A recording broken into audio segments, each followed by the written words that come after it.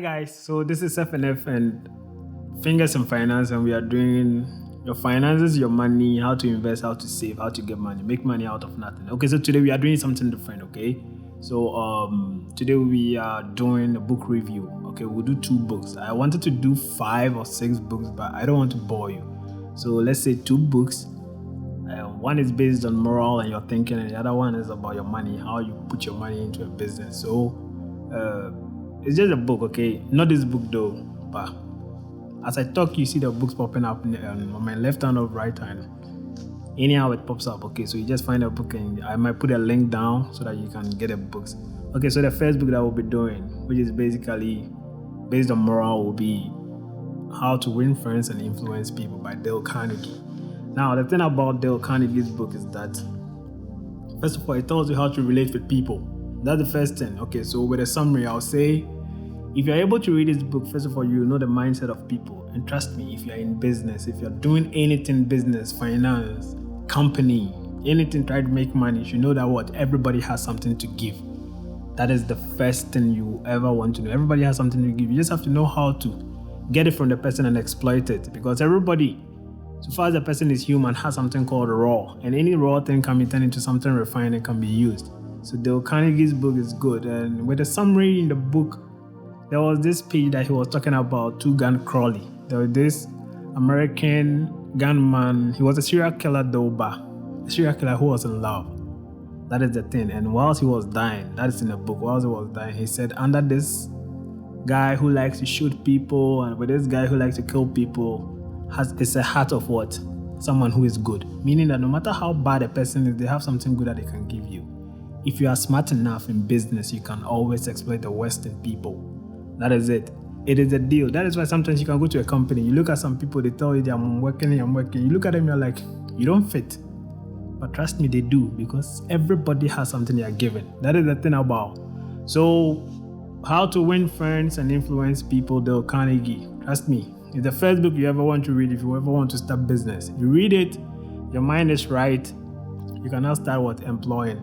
So the second book, that is the main book that I want you to do if you want to start anything financial, is what? The Richest Man in Babylon by George Clarkson. So The Richest Man in Babylon.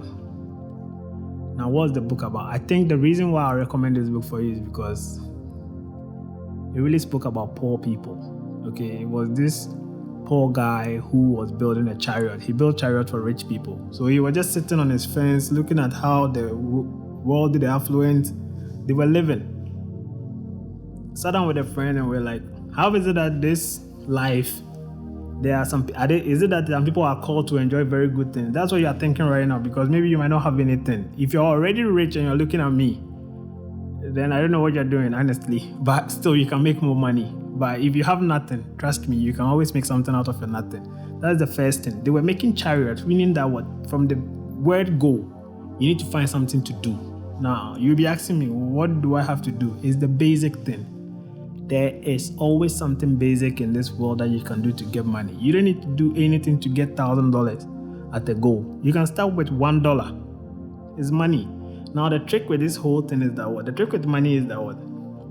If you respect it, money will respect you. Whatever you show money, money gives back to you. If you put more work in it, money works for you. That's how the money works. So in the book, right, if I have to summarize, if I have to say something that will make it so nice for you to actually want to go and read it, it just made a statement. There was one statement that it made that what? You can never make money out of gambling. Yeah. If you bet, you can't make money out of it. Trust me, I'm not here to condemn those who trade, because trading is more like looking at forecasting stuff and putting your money in it and hoping that what? It will yield a lot of gains for you to get money. That's different. But going to sit down, putting odds on a team, this guy will score 10 goals, 5 goals, 6 goals, shot on target and all that stuff. Fine, you might get something to eat today, but is it really that money that you want? That's what you should ask yourself. So what does it say? And one statement it made that what? Whenever you get money, you split the money into 10. That is in percentage, okay? You split it into percentage and always pay yourself first. That is one thing that we do, that we do not pay ourselves. Let's say right now you are seated, you get, let's say, $500, which might be low for some people, but let's say it's okay, average. You have to split it into 10. Or let's say $100, you split it into 10.